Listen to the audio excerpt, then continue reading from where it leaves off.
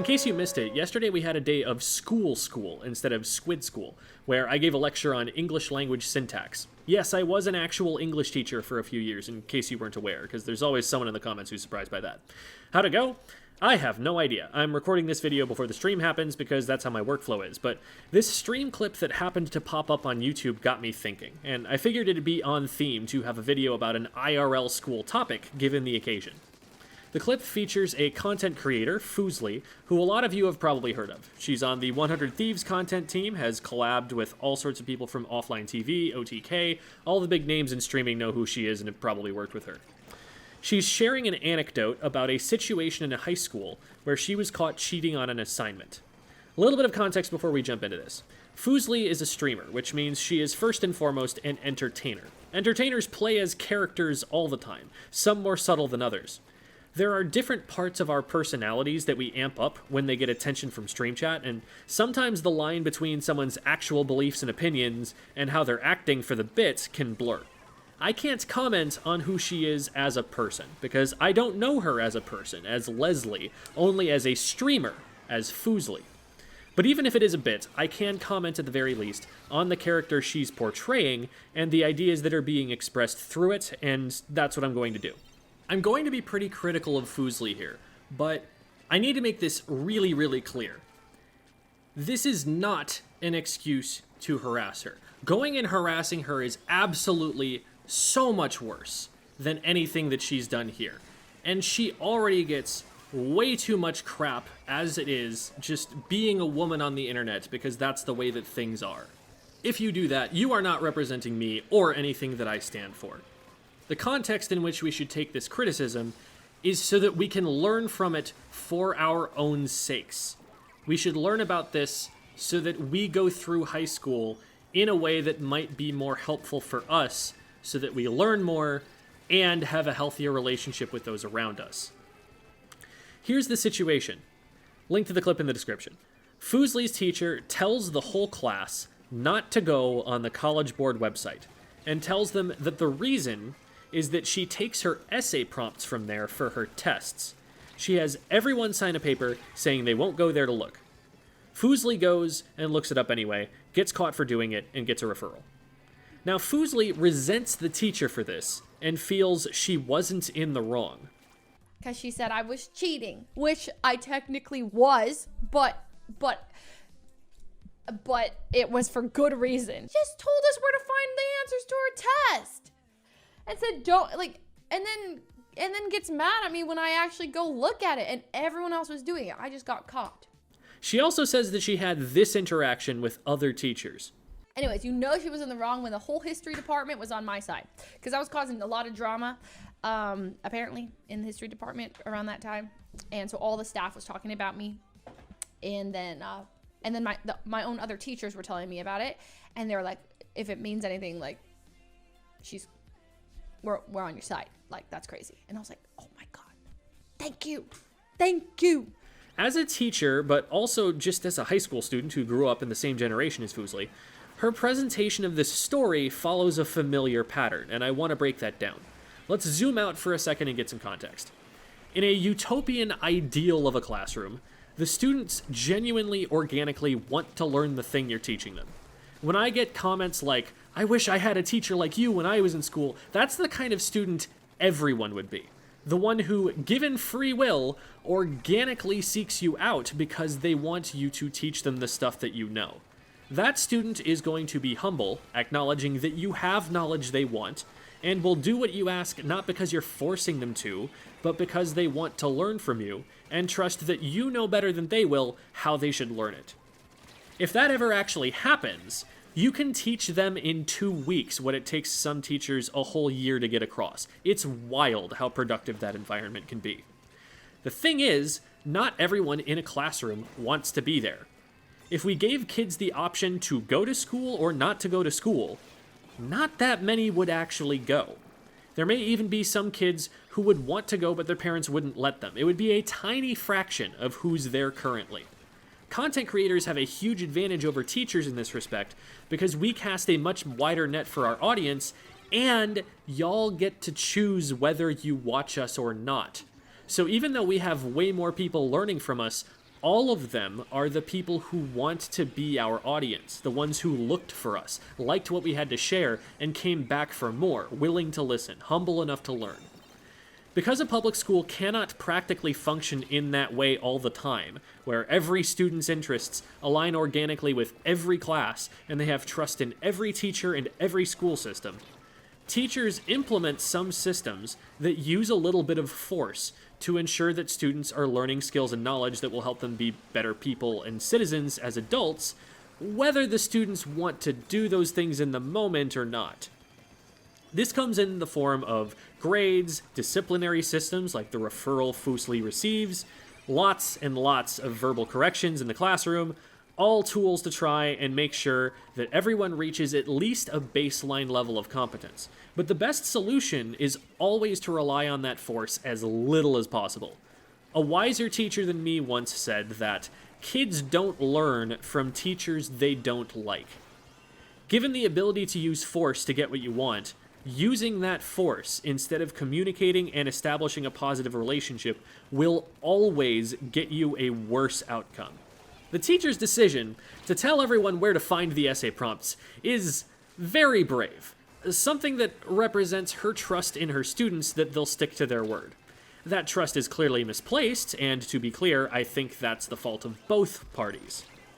There aren't that many problems in relationships where one person is completely wrong and the other is completely right. Usually if a problem happens, either the party who's wrong will see they're plainly wrong and be humble and try to make amends, or the situation is abusive. As soon as there's friction like this, both of them probably screwed up somewhere. On Fuslie's side, it's really simple. The teacher established a boundary. Don't use this resource because then you won't be going into the essay section blind. The teacher has a good reason not to want this to happen. Being able to produce quick, organized writing on a prompt students haven't seen is a skill that's being tested. And having a whole week leading up to it to prep isn't actually giving the students useful practice for that skill. In Utopia World, the students recognize that grades are fake and meaningless and only matter because we don't have time to really evaluate a person effectively in college admissions, and that getting into the best college barely has any impact on whether you're successful or not in your chosen field. So what really matters is getting good practice and valuable feedback. My best teacher ever, the one who inspired me to become a teacher myself more than anyone else, gave me a D on my first 3 book reports in a row. Her high standards for me, and insistence that I meet them, and work to meet them, were more valuable to me than any letter grade ever was. Being forced to write better is a big part of the reason that I'm able to write this script that I'm reading.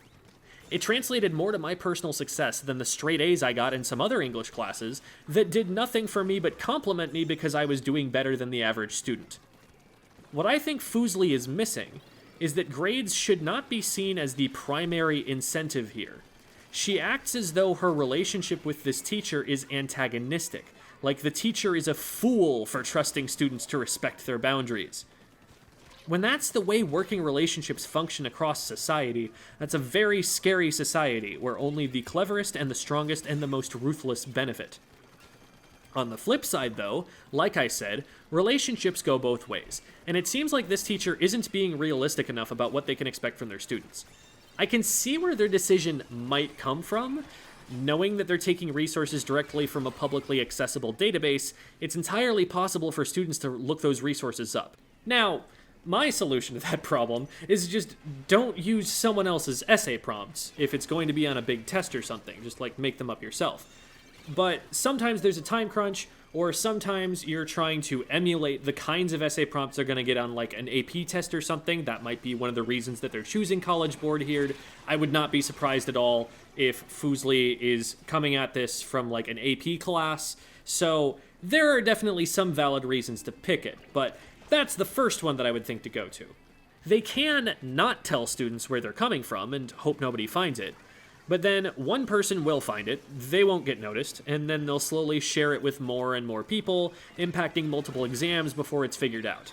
I guess maybe they think that if it's all out on the table, if everyone knows that this method of cheating is possible, that the students are more likely to police each other? It's not like the teacher knows Fuslie's search history on her home computer. That's information that had to come from somewhere. If a student intends to play by the rules and honor their relationship to this teacher, they're more likely to keep an eye out for students abusing that trust, not just out of an interest in that student's learning, but because they don't want another student to have an unfair advantage over them. Maybe that was the hope by having them sign those papers? It clearly didn't work. That's far too much of a temptation to just lay in front of students who are clearly high achieving. Fuslie was absolutely a student who expected high grades. She talks about how she talked to a lot of teachers socially, about knowing the opinions of the history department on the situation. That's not how someone talks when they don't care about school or what their teacher thinks of them.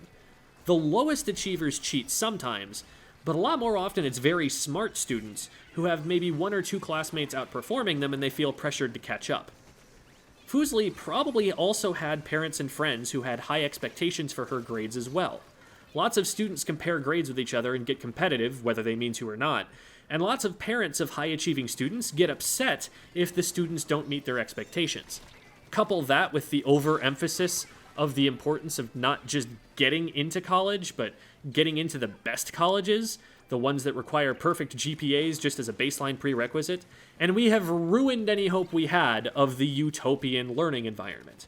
Students do tend to be pretty good at concealing information from a teacher who doesn't know who to be suspicious about, but an experienced teacher needs to know where their heads are at least in general.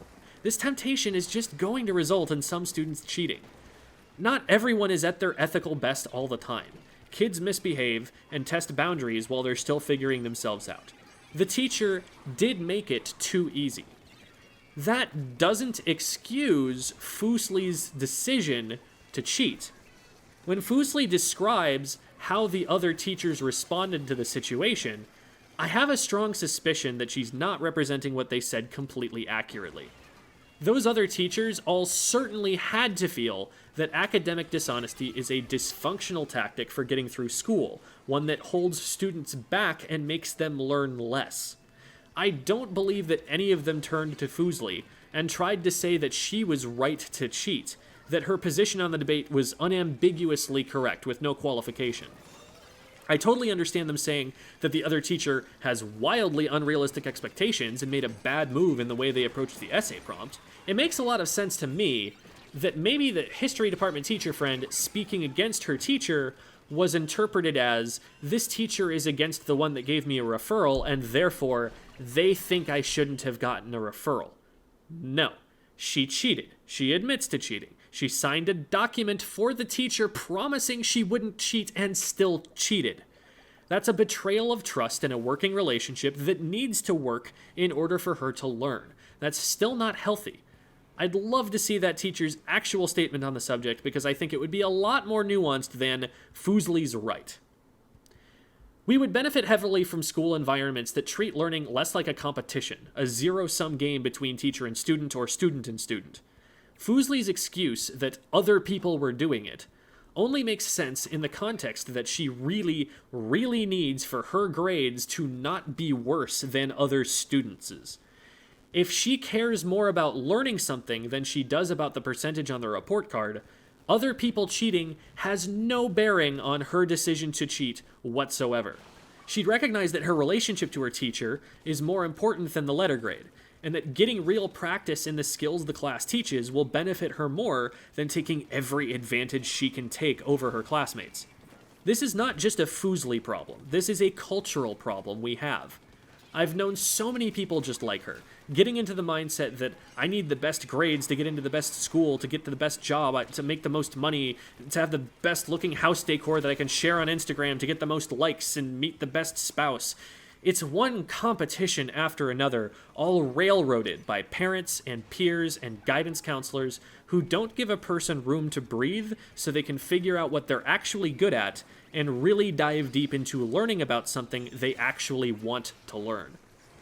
When I was in college, I tried getting certified to teach both English and math because my mom told me that it would make me more marketable. One of the math classes was brutal, and I was struggling to keep up. One day, I took home a problem set of 5 problems.